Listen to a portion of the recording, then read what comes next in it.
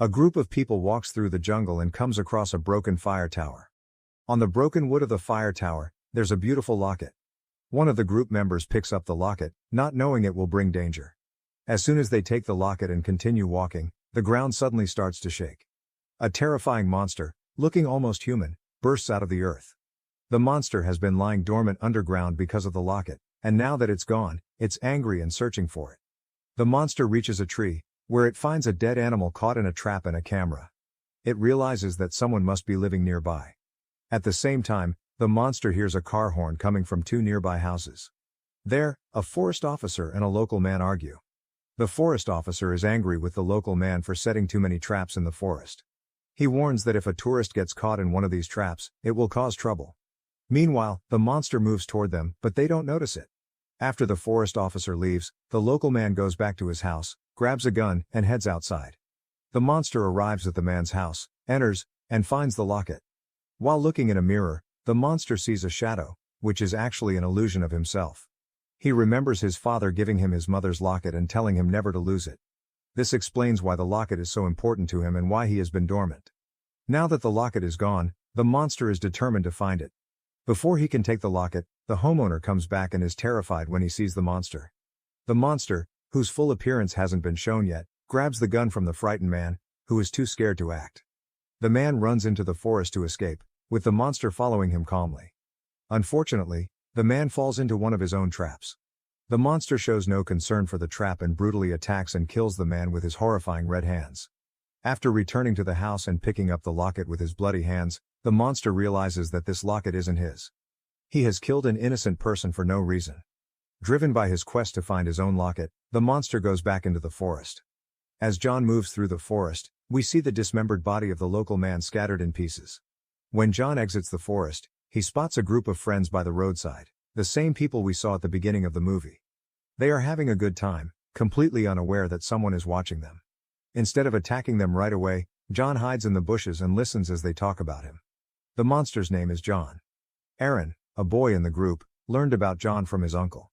70 years ago, John was born with a mental condition, and the locals had issues with John's father. They took their anger out on John because he couldn't defend himself. John loved toy cars. One day, a man accidentally stepped on one of John's cars, causing John to break his foot.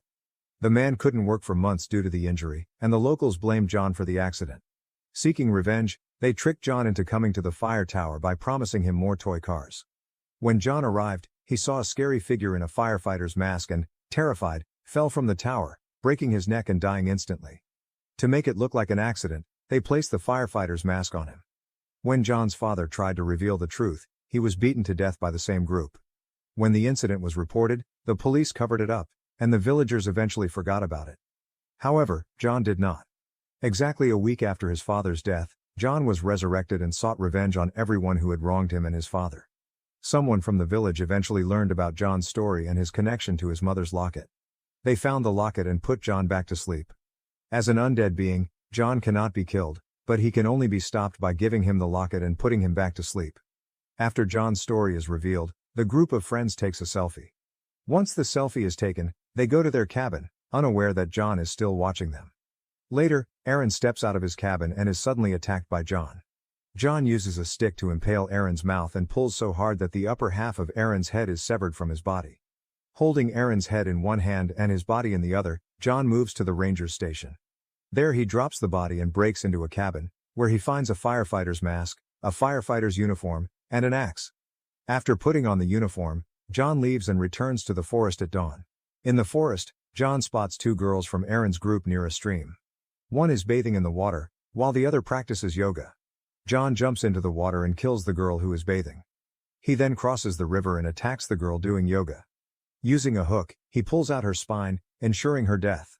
Despite this brutality, John is not satisfied. He further mutilates her body, creating a grotesque shape that he throws off a cliff before moving on. At a distance, John sees two boys from the group arguing because many of their friends have disappeared. During their argument, the car keys fall into the bushes in front of John. The key ring has a toy car, which John is fond of. He picks up the key ring and begins playing with the toy car. One boy suggests going to the ranger station to file a complaint, but the other disagrees. One of the boys asks, "Is this John's work?" Hearing his name, John becomes enraged and rises to confront them. He attacks one of the boys with an axe, injuring his leg. The other boy then shoots at John with a gun, causing him to momentarily fall. However, as an undead being, John does not die. As he regains his strength, John picks up the axe again and throws it, killing one boy with a blow to the head. He then attacks the remaining boy with a large stone, crushing his face. After killing both boys, John checks their pockets but finds no sign of his locket.